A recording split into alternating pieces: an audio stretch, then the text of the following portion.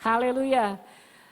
Seperti tadi Pastor Agus bilang bahwa bulan Maret itu adalah bulan komunitas buat GSJ Bethlehem ya. Jadi tentu saja kami mengundang Bapak Ibu Saudara yang belum bergabung di live group bisa ikut bersama-sama bergabung di live group dan kita akan bertumbuh bersama-sama.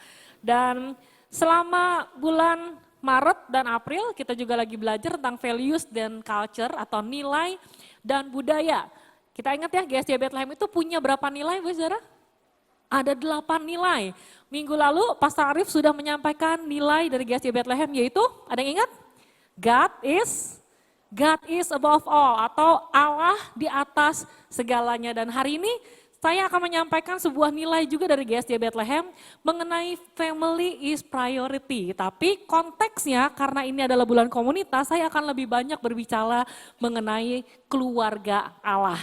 Oke, jadi firman Tuhan hari ini akan saya beri judul Foreigner Becomes Family atau orang asing menjadi keluarga. Dan bulan ini kita juga lagi belajar dari kitab Efesus, Bapak Saudara. Jadi hari ini saya akan banyak berbicara diambil dari Efesus pasal yang kedua ya. Jadi kita akan belajar sedikit eksposisi dari Efesus pasal yang kedua. Di Efesus pasal yang kedua itu ada 3 bagian penting di mana Rasul Paulus sedang menjelaskan bagaimana tadinya yang kita adalah orang asing, tetapi karena karya penebusan Yesus Kristus di atas kayu salib, kita dijadikan bukan orang asing lagi, tetapi jadi keluarga Allah, jadi anggota kerajaan Allah. Ada 3 eksposisi Efesus. Pertama itu tentang rekonsiliasi vertikal. Rekonsiliasi hubungan antara manusia dengan Allah. Nanti itu bisa dibaca di Efesus 2 ayat 1 sampai 10 dan ini spill sedikit. Ayat-ayat ini akan nanti dibahas atau menjadi tema buat ibadah Jumat Agung dan Paskah kita ya. Jadi jangan sampai ketinggalan Saudara ya. Kemudian yang berikutnya ada rekonsiliasi horizontal. Itu diambil dari Efesus 2 ayat yang 11 sampai 18.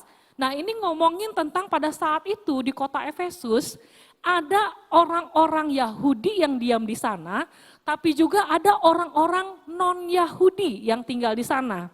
Nah pada saat itu konteksnya, kejadiannya adalah orang Yahudi tidak bergaul dengan orang non-Yahudi. Jadi mereka tuh musuhan, Saudara. Makanya akhirnya Rasul Paulus harus menuliskan surat ini dan menyatakan, kamu yang sudah ada di dalam Yesus, udah gak ada perbedaan lagi antara Yahudi dan non-Yahudi. Karena pada saat itu orang-orang Yahudi merasa dirinya itu kelas 1, Saudara. Ya, karena dibilang orang Israel itu kan umat pilihan Allah. Nah berarti kalau di luar Yahudi, mohon maaf ya, kamu tuh bukan orang pilihan Allah gitu. Jadi mereka punya pride seperti itu. Makanya harus Paulus memberikan sebuah surat yang mengklarifikasi semuanya. Ayo non-Yahudi, Yahudi, yang penting kamu percaya kepada Yesus, kamu adalah keluarga Allah. Gitu ya. Jadi akhirnya inilah yang harus disampaikan Paulus supaya tidak ada lagi perpecahan antara umat Allah dibedain yang Yahudi sama non-Yahudi. Nah ini konteksnya Saudara. Kemudian yang ketiga, di ayat yang ke-19 dan 22 itu Paulus berbicara tentang bagaimana umat Tuhan itu punya identitas baru yang tadinya adalah orang asing, tadi yang saya bilang ya, kemudian diberi identitas baru sebagai umat Allah. Nah saya akan lebih banyak fokus di ayat ini Saudara, di Efesus 2 ayat 19 sampai 22. Nah kita akan baca ayat-ayat ini, Efesus 2 ayat 19 sampai 22, cuma 4 ayat ya Saudara ya. Nanti kita akan baca bergantian, saya akan baca ayat yang ganjil, Bapak Saudara semua akan baca ayat yang genap atau yang di highlight yang warna abu-abu itu ya. Oke, semuanya sudah siap? Siap semuanya? Oke, saya akan baca ayat yang 19. Demikianlah kamu bukan lagi orang asing dan pendatang, melainkan kawan sewarga dari orang-orang kudus dan anggota-anggota keluarga Allah. Ayat 20 silakan Bapak Saudara.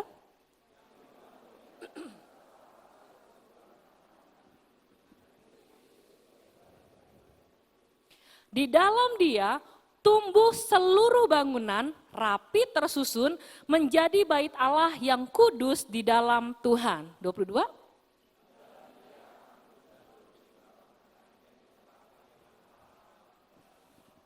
Amin. Berbahagialah orang yang membaca, mendengar, merenungkan, dan melakukan firman Tuhan dalam kehidupannya. Nah, dari pembacaan firman Tuhan hari ini, kita akan belajar 3 hal, Bapak Saudara ya. Jadi nanti saya akan bahas tentang 3 hal dari ayat yang 19 sampai 22 ini. Yang pertama, kita akan belajar tentang new identity atau identitas baru. Terus yang kedua, kita akan belajar Jesus as a cornerstone atau Yesus sebagai batu penjuru. Kemudian yang ketiga, kita juga akan belajar tentang God's dwelling place atau tempat kediaman Allah. Jadi kita akan belajar 3 hal ini. Yang siap belajar katakan amin.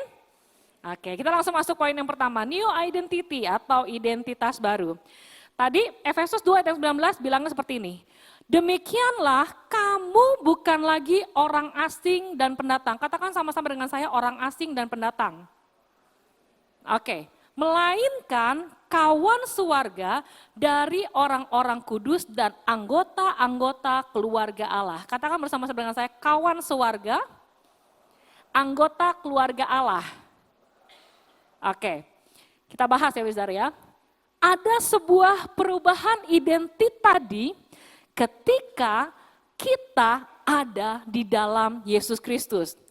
Dari orang asing, nah bahasa aslinya orang asing ini dalam bahasa Yunani ditulis sebagai Zenoi. Zenoi itu orang asing nggak punya atau tanpa hak kewarganegaraan. Jadi dia orang asing ada di sebuah kota atau negara, tapi sama sekali tidak punya hak kewarganegaraan.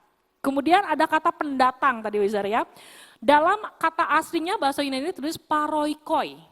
Artinya pendatang ini dia boleh tinggal di sebuah tempat, sebuah kota, sebuah negara, tapi tidak memiliki status apapun. Wah ini banyak kerugian ya Wizar ya. Jadi kalau di sini nih, Bapak Saudara yang sudah 17 tahun ke atas belum punya KTP, nggak punya hak warganegaraan katanya. Malah sekarang anak-anak di bawah 17 tahun aja sudah harus bikin namanya kartu pengenal apa gitu. Karena anak saya juga bikin ya. Karena memiliki status kewarganegaraan, memiliki hak kewarganegaraan itu sangat penting bagi seseorang yang tinggal di sebuah negara tertentu. Kita tahu waktu itu, bangsa Yahudi itu ada di bawah pemerintahan Romawi. Nah, waktu itu ada satu kejadian, saya lupa ayatnya di mana, Paulus itu mau disiksa. Tapi Paulus karena dia punya hak kewarganegaraan, dia bilang, kamu yakin mau siksa saya? Saya punya hak kewarganegaraan Romawi loh. Gitu. Jadi punya hak kewarganegaraan artinya punya perlindungan. Punya hak untuk bisa mendapatkan keuntungan atau manfaat dari sebuah negara tersebut. Penting banget makanya Paulus menuliskan bahwa kita itu perlu jadi warga negara. Kalau Paulus mengatakan kita itu juga warga negara sorga, saudara ya. Tapi di sini Paulus sedang mengingatkan kita bahwa hal-hal yang relevan yang terjadi di masyarakat itu juga implikasinya adalah kepada sesuatu yang bersifat kekal, saudara.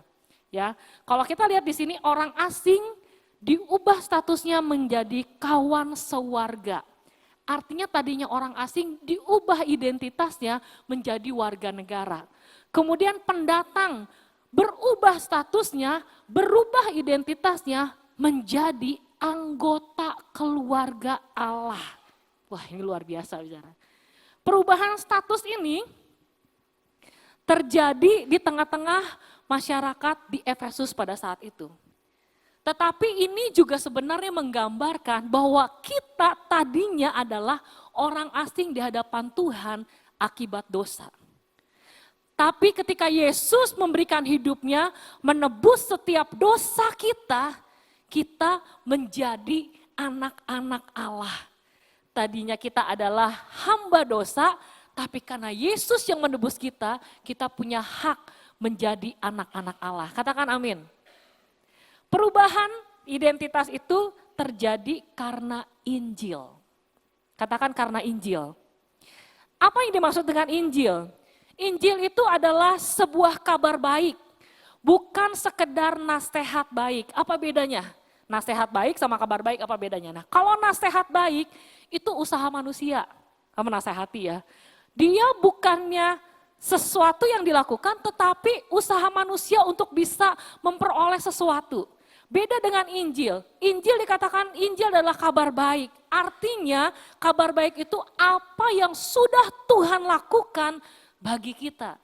Jadi bukan kita yang berusaha, tetapi Tuhan yang berinisiatif turun ke dunia ini untuk menyelamatkan kita semua. Itu Injil, saudara. Jadi Injil itu kabar baik, bukan nasihat baik. Amin. Kita lanjutkan, saudara ya. Efesus 2 ayat yang ke-8 sampai 9. Firman Tuhan berkata seperti ini. Sebab karena kasih karunia kamu diselamatkan oleh iman. Itu bukan apa dikatakan hasil? Bukan hasil usahamu, tetapi pemberian Allah. Itu bukan hasil pekerjaanmu. Jangan ada orang yang memegahkan diri. Itu pemberian Allah. Kita diberikan kasih karunia, bahkan kita diangkat menjadi anak-anaknya. Wah. Kita ini anak-anak raja di atas segala raja, saudara. Itu identitas kita. Roma 8 ayat ke-15 berkata seperti ini. Sebab kamu tidak menerima roh perbudakan yang membuat kamu menjadi takut lagi. Tetapi kamu telah menerima roh yang menjadikan kamu siapa? Anak? Kayaknya kurang yakin. Menjadikan kamu siapa? Anak Allah. Ayo yakinkan diri kita bahwa kita adalah anak-anak Allah. Amin. Oleh roh itu kita berseru, ya Aba, ya Bapa. Wah, ini luar biasa, saudara.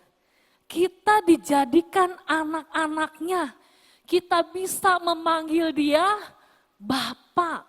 Udah gak ada jarak lagi yang memisahkan antara kita dengan Sang Pencipta, Allah yang Maha Kuasa itu. Kita dijadikan anak-anaknya. Dengan kata lain, kita diadopsi. Katakan sama-sama dengan saya, diadopsi. Menarik bahwa saudara, kata adopsi ini itu merupakan sesuatu yang sangat penting dalam kehidupan kita. Kita dianggap menjadi anak-anaknya, ada adopsi ilahi yang Tuhan kerjakan dalam setiap kehidupan kita. Dan ketika kita diadopsi menjadi anak-anak Allah, enggak tiba-tiba terus kita melakukan hal-hal yang juga tidak berkenan kepada Allah. Saya kasih contoh sedikit, saudara ya. Kalau misalnya nama saya Ita tanpa nama keluarga di belakangnya. Kemudian ada seorang bapak yang mengadopsi saya, kemudian nama saya dikasih nama keluarga bapak ini. Katakanlah Firmansyah. Ya sekarang memang nama bapak saya belakang Firmansyah ya, keluarga saya Firmansyah. Tadinya Ita doang. Sekarang saya pakai nama keluarga karena saya sudah diadopsi menjadi Ita Firmansyah. Ada satu tanggung jawab ketika saya pakai nama keluarga itu, saudara. Nah, tanggung jawab ini dinamakan akuntabilitas. Jadi ketika kita diadopsi menjadi anak-anak Tuhan, jangan lupa kita punya pertanggungan jawab. Kita harus punya akuntabilitas karena kita menyandang sebagai anak-anak Allah. Kita menyandang nama keluarga Allah. Berarti hidup kita harus sungguh-sungguh mencerminkan siapa yang menjadi Bapa kita. Amin. Oke, saya jelaskan sedikit. Adopsi ilahi itu apa? Adopsi ilahi itu adalah tindakan kasih karunia Allah di mana orang yang percaya kepada Yesus diangkat menjadi anggota keluarga Allah. Memiliki status sebagai anak-anaknya yang sah. Ini bukan sekedar hubungan metaforis atau cuma kayak perlambang, melainkan perubahan status hukum dan rohani yang nyata dari orang asing, dari hamba menjadi anak. Kepastian adopsi ilahi itu memberikan kepastian identitas, memberikan kasih, dan memberikan masa depan kekal bagi orang-orang yang percaya kepada Tuhan. Ketika kita diadopsi, ada pertanggungan jawab yang harus menjadi bagian dari hidup kita. Yang tadi saya bilang, akuntabilitas. Apa sih akuntabilitas? Sebagai anak Allah, kita sebagai anak Allah dalam Alkitab adalah konsep pertanggungjawaban hidup, tindakan, dan pengelolaan karunia yang Tuhan berikan kepada setiap orang percaya sebagai wujud ketaatan dan kasih kepadanya. Jadi ini bukan sekedar rasa takut gitu ya, takut dihukum, tetapi justru kita dipanggil untuk hidup sesuai dengan karakter Allah.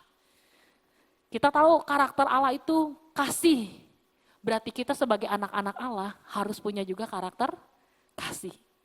Kita kenal Allah adalah Allah yang generous, Allah yang murah hati. Berarti sebagai anak-anak Allahnya, anak-anak Allah, akuntabilitas kita, kita adalah orang-orang yang murah hati. Allah adalah Maha Pengampun. Berarti sebagai anak-anak Allah, akuntabilitas kita harus mencerminkan karakter Allah juga yang mau mengampuni. Gitu ya saudara ya. Mengerti sampai sini? Jadi sebagai anak-anak Allah, kita tidak terlepas dari apa yang namanya akuntabilitas. Nah, saya pernah baca satu thread, ini menarik kalau buat saya. Jadi di thread ini ditulis begini, kenapa ada orang yang tidak mau percaya kepada Yesus? Jawaban yang pertama, karena orang Kristen yang tidak mau bersaksi. Yang kedua, karena orang Kristen juga. Karena orang menyaksikan perbuatan atau kehidupan orang Kristen. Ini yang nomor 2 yang paling bahaya. Maksudnya gini, orang gak bisa percaya kepada Yesus yang pertama mungkin belum mendengar kesaksian dari orang-orang yang sudah percaya kepada Tuhan. Tapi yang kedua ini ngomongin akuntabilitas. Kenapa orang ada yang gak mau percaya sama Yesus? Ternyata dia lihat hidup orang Kristen yang gak berkenan. Katanya orang Kristen, tapi nipu. Gitu, saudara. Katanya orang Kristen, tapi rumah tangganya ribut mulu. Katanya orang Kristen, tapi korupsi. Katanya orang Kristen, tapi akuntabilitas sebagai orang Kristen ini gak ada. Itu bisa bikin orang juga gak mau percaya sama Yesus, saudara. Tapi mari hari ini kita belajar, kita diingatkan. Kita sudah diadopsi menjadi anak-anak Allah. Jangan lupa bagian kita punya akuntabilitas untuk bisa mencerminkan siapa Yesus yang ada di dalam hidup kita. Amin, saudara. Ini jadi perenungan yang sangat dalam kalau buat saya. Terkadang kehidupan kita sebagai anak Allah itu tidak memiliki akuntabilitas sehingga itu yang menyebabkan orang tersandung melihat kehidupan orang Kristen. Sekarang kita diadopsi menjadi tadi keluarga Allah. Jadi kita sekarang satu keluarga nih saudara ya. Kita semua sebagai satu keluarga itu dipanggil untuk masuk ke dalam sebuah relasi yang mendalam dengan yang kita sebut komunitas orang percaya. Ya. Jadi sebagai satu keluarga, kita dipanggil untuk masuk ke dalam relasi yang mendalam dengan satu komunitas orang percaya. Kalau di GSY Bethlehem, komunitas kita disebut apa? Life Group.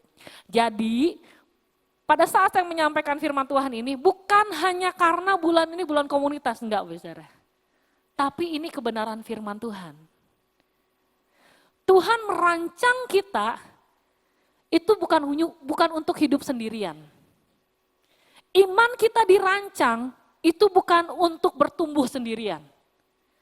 Tetapi kita dirancang untuk bisa berelasi satu dengan yang lain. Berkomunitas satu dengan yang lain.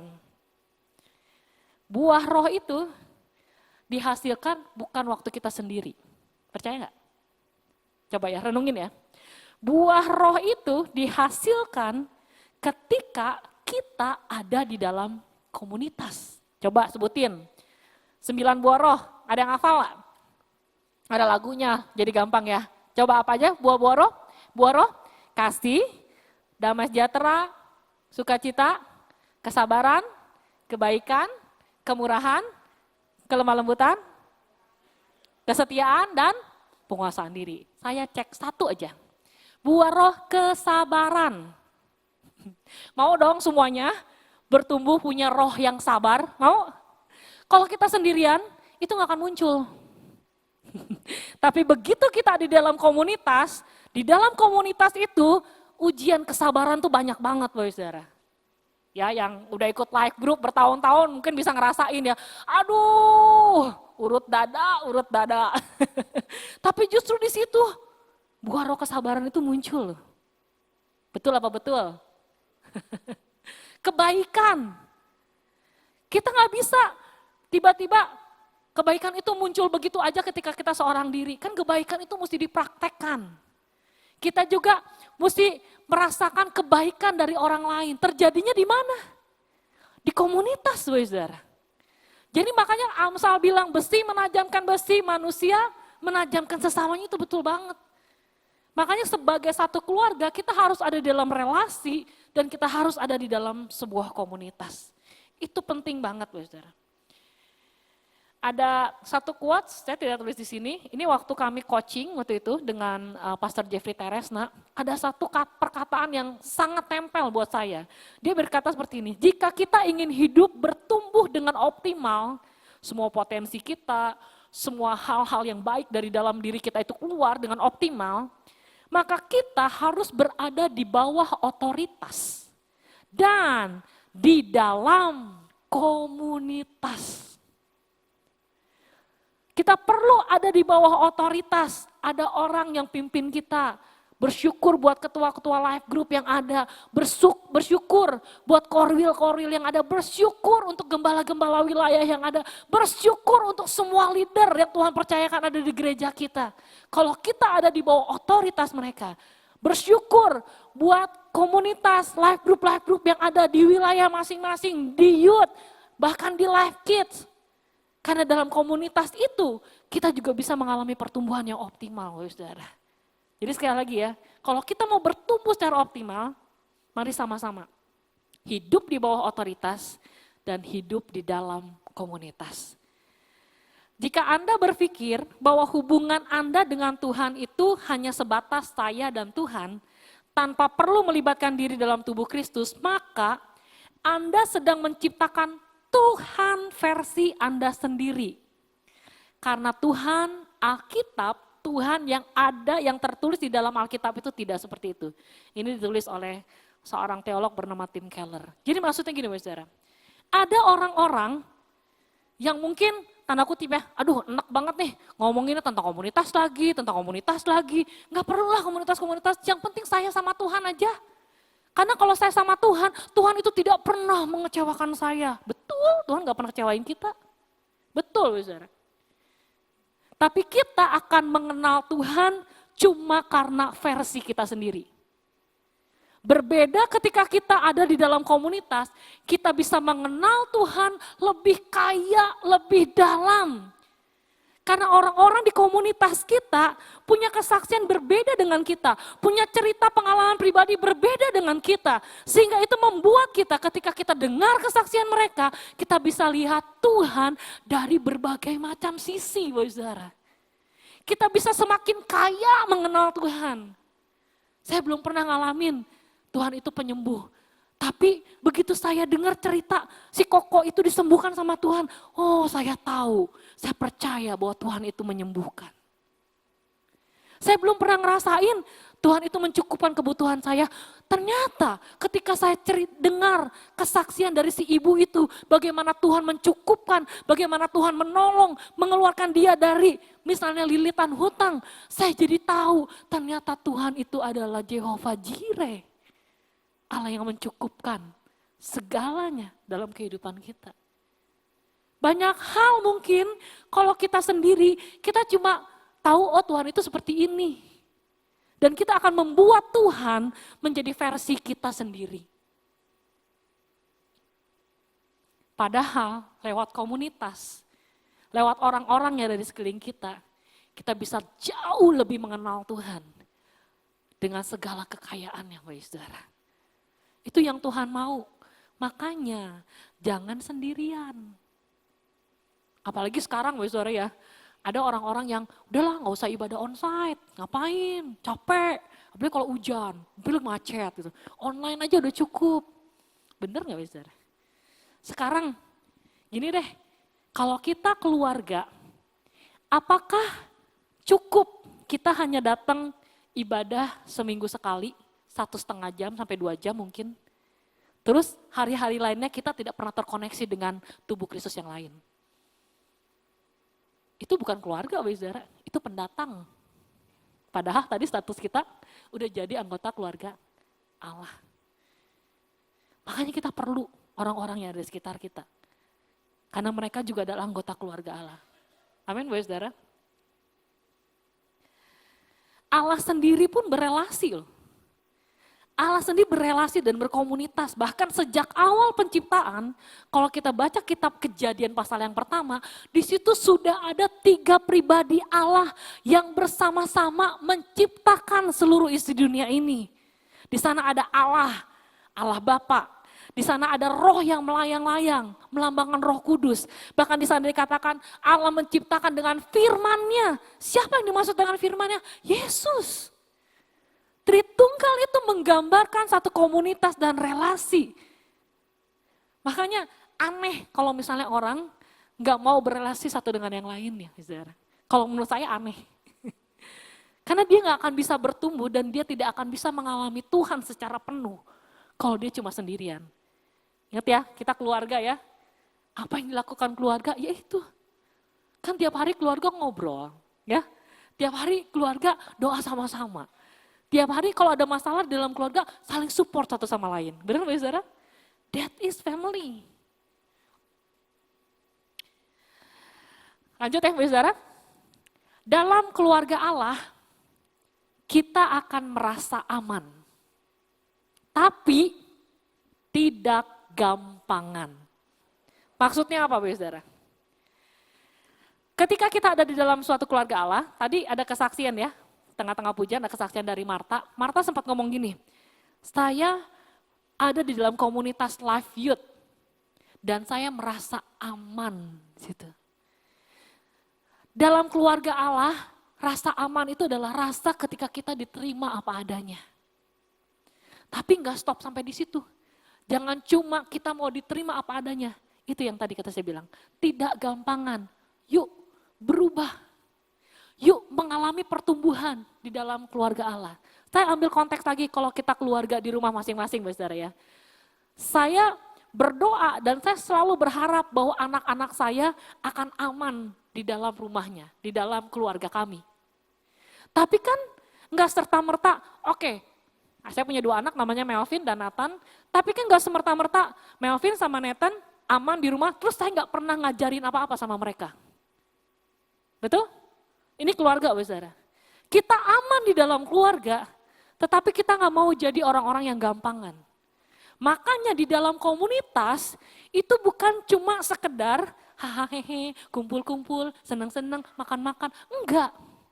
Di dalam komunitas supaya kita nggak jadi orang yang gampangan, ada yang namanya pemuridan. Tujuan dari pemuridan adalah untuk melatih kita, untuk memperlengkapi kita. Supaya ketika kita nanti ada di dalam dunia, kita hidup sesuai dengan nilai-nilai kerajaan Allah yang Tuhan mau kita lakukan. Itu tujuannya, Saudara. Jadi di dalam keluarga Allah, yes kita aman. Tetapi sekali lagi, tidak gampangan. Amin. Kita akan menjadi anak-anak Allah yang kuat. Kita akan menjadi anak-anak Allah yang penuh dengan Roh Kudus. Tujuannya adalah untuk menjangkau lagi orang-orang yang belum masuk ke dalam kerajaan Allah. Untuk menjangkau lagi orang-orang yang tadi dikatakan orang asing dan pendatang. Itu goals yang besar ya. Nah, bicara tentang tadi adopsi, ada satu kisah yang luar biasa yang menurut saya ini sangat indah. Ini cerita tentang Raja Daud dan Mephiboset. Ya, jadi nanti Bapak Saudara kalau sempat bisa di rumah baca 2 Samuel 9. Kisahnya ini sangat-sangat luar biasa menurut saya. Dan ini menceritakan bagaimana juga melambangkan bagaimana Allah mengadopsi kita sebagai anak-anak masuk ke dalam kerajaannya. Bapak Saudara tahu bahwa Daud itu bersahabat dengan anaknya Raja Saul namanya Yonatan. Ya, secara kalau misalnya dikatakan Daud bersahabat dengan Yonatan yang ada anak raja, harusnya yang melanjutkan tahta kepemimpinan kerajaan dari Saul itu siapa? Anaknya, Yonatan, betul ya?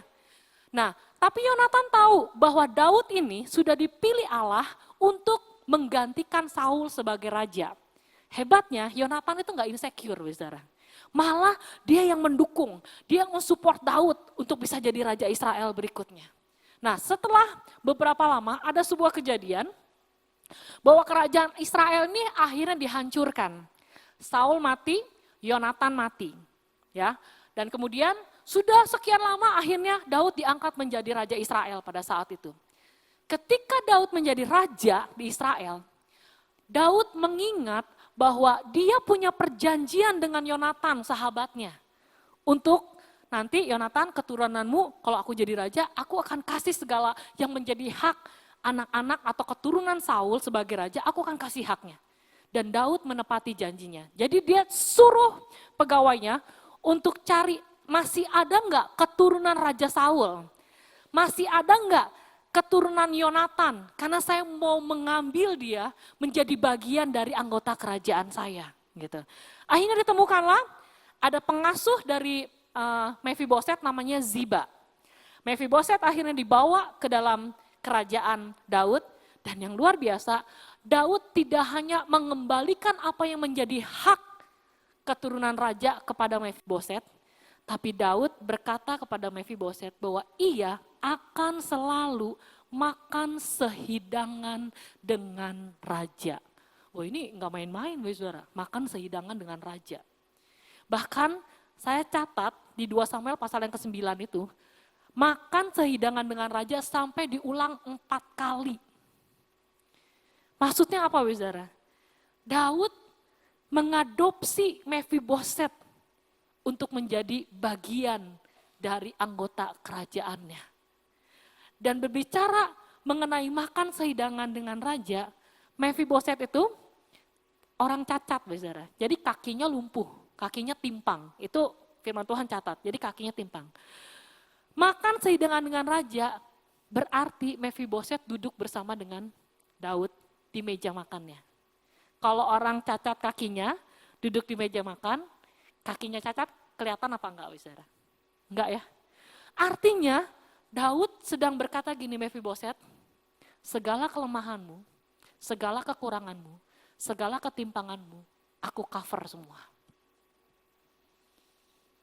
Ini bicara sebuah undangan buat kita semua, saudara. Ketika Tuhan mengundang kita untuk masuk menjadi bagian dari kerajaannya. Tuhan lagi bilang gini, segala kelemahanmu, masa lalumu yang buruk, segala ketimpanganmu, saya cover semuanya. Yuk, jadi bagian dari keluargaku. Ada kepastian, ada perlindungan, ada kasih, ada hak istimewa, ada pengakuan, bahkan ada warisan kekal yang Allah berikan buat setiap anak-anaknya. Yes, kita udah diadopsi jadi anak-anaknya Allah. Amin, saudara. Apa yang keluarga lakukan? Ini sebenarnya simpel, ya. Kita punya namanya life group. What family do? Keluarga itu melakukan 4 hal ini. Ini life, ya. Ini yang menjadi dasar dari mengapa life group kita ada. Yang pertama, love is foundation of living. Yang kedua, intimate with God. Yang ketiga, fellowship with one another. Yang keempat, empowering people around. Life. Ini yang kita lakukan sebagai keluarga Allah. Kasih yang adalah dasar dari kehidupan kita. Kita bangun keintiman dengan Bapa kita, dengan Allah yang luar biasa itu. Kita punya hubungan, relasi, fellowship satu dengan yang lainnya. Bahkan kita saling menguatkan satu dengan yang lainnya. Saling memperlengkapi satu dengan yang lainnya. Amin, saudara. Ini harus kita lakukan dalam kehidupan kita sebagai keluarga Allah.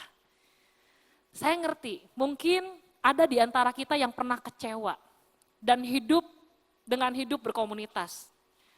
Tapi saat ini, saya mau mengajak kita semua, mau enggak? Kita mulai lagi yuk. Kita lupakan kekecewaan-kekecewaan kita yang mungkin pernah kita alami ketika kita ada dalam komunitas. Tapi mari kita mau mulai lagi saat ini. Manusia itu memang tidak sempurna. Makanya kita perlu melakukan segalanya dengan berpusat kepada Yesus sebagai batu penjuru. Ini poin saya yang kedua. Jesus as a cornerstone. Yesus sebagai batu penjuru. Efesus 2 ayat yang ke-20. Yang dibangun di atas dasar para rasul dan para nabi dengan Kristus Yesus sebagai batu penjuru. Ya, segala sesuatu harus mengacu berpusat kepada siapa Yesus. Kasih kita harus pusatnya itu Yesus. Keintiman yang harus kita bangun, harus pusatnya itu Yesus. Fellowship yang kita bangun itu harus fellowship yang berpusat kepada Yesus. Empowering orang-orang yang ada di sekitar kita harus dari kebenaran-kebenaran firman Tuhan yang diajarkan oleh Yesus sendiri. Jadi semuanya harus berpusat kepada Yesus. Apa sih yang dimaksud dengan batu penjuru? Batu penjuru itu adalah batu pertama yang diletakkan pada sudut fondasi sebuah bangunan. Berfungsi sebagai acuan posisi, kelurusan, dan stabilitas seluruh struktur. Ada sebuah quote yang ditulis oleh Charles Spurgeon. Dia katakan seperti ini, tanpa Kristus sebagai batu penjuru, gereja itu bukanlah gereja. Melainkan hanya sekumpulan orang tanpa arah. Makanya di live group kita tidak menyarankan ada yang dagang. Benar ya, saudara ya? Jangan ada arisan di live group, karena itu pusatnya bukan Yesus. Komunitas keluarga Allah, sekali lagi harus berpusat kepada Yesus sebagai batu penjurunya. Itu acuannya, supaya kita nggak melenceng kemana-mana. Itu struktur bangunan supaya lurus, supaya kuat. Yesus yang harus jadi batu penjuru. Amin, Bapak Saudara. Efesus 4 ayat 15 bilang seperti ini. Tetapi dengan teguh berpegang kepada kebenaran di dalam kasih kita. Apa dikatakan di situ? Bertumbuh di dalam segala hal ke arah Dia Kristus yang adalah kepala. Ya, kenapa saya bicara seperti ini, Bapak Saudara? Ngomongin tentang Yesus batu penjuru, karena di ayat berikutnya Paulus sudah ngomong bahwa kita ini juga adalah sebuah bangunan yang hidup. Batu-batu hidup yang harus ditempelkan kepada Yesus sang batu penjuru itu. Ya, ada sebuah bangunan yang saat ini lagi viral, Bapak Saudara, ada di Barcelona, Spanyol. Nama gedungnya itu adalah Sagrada Familia. Nah, ini sebuah gereja, tapi memang gereja Katolik. Ketinggian itu mencapai 172,5 meter. Ini merupakan bangunan gereja tertinggi di dunia saat ini. Dan pembangunannya masih terus berjalan dan akan diresmikan pada tahun ini 2026. Uniknya, Bapak Saudara tahu, peletakan batu pertama pembangunan ini dilakukan oleh Antoni Gaudi, sang desainer, sang perancang, pada tahun 1882.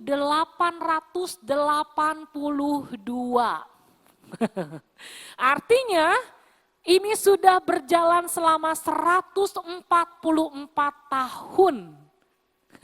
Yang luar biasa, dalam satu interview, Antoni Gaudi ditanya sama seorang wartawan, kenapa kamu merancang bangunan kok lama banget jadinya sampai ratusan tahun?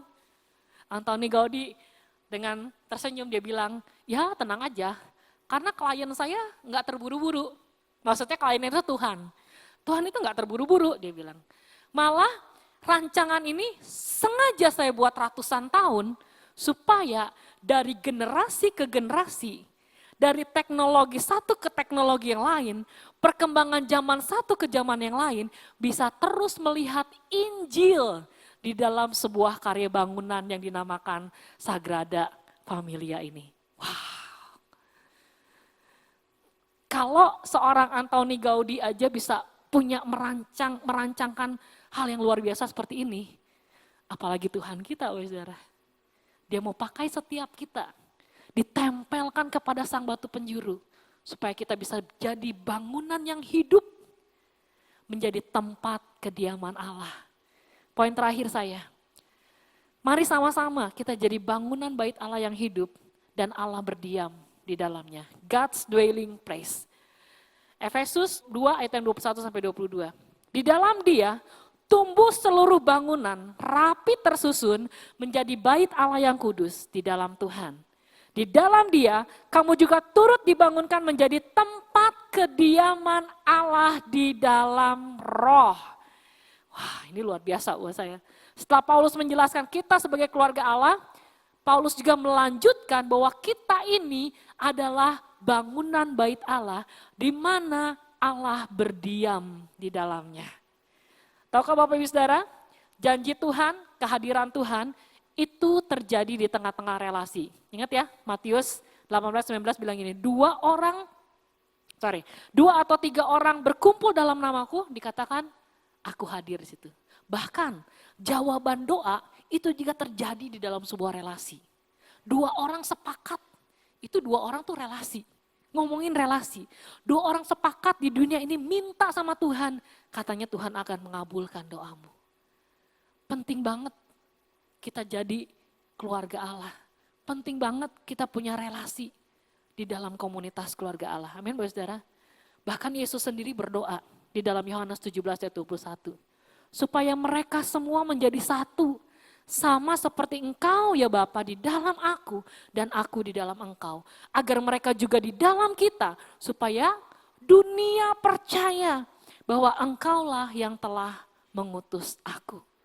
Dan pada akhirnya gereja Tuhan itu enggak cuma berbicara tentang gedungnya.